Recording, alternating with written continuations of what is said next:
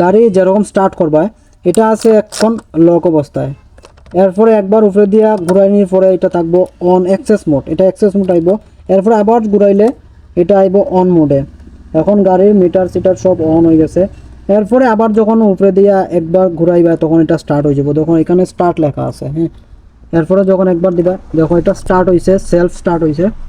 আর একটা জিনিস লক্ষ্য রাখবা, গাড়ি যখন অফ করবা, অফ করার সময় একবার দিলে অফ হয়ে যাব, এরপরে যখন আরেকবার দিবা এটা লক হয়ে যাবে, এখন লক আছে।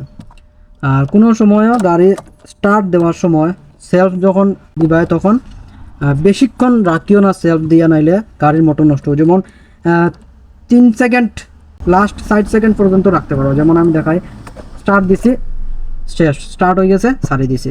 যদি বেশিক্ষণ এরকম রাখো, ঘুরাইয়া যদি রাখে দেও তাহলে গাড়ির মোটর নষ্ট হইতে পারে, সেলফ নষ্ট হইতে পারে, বুঝছো?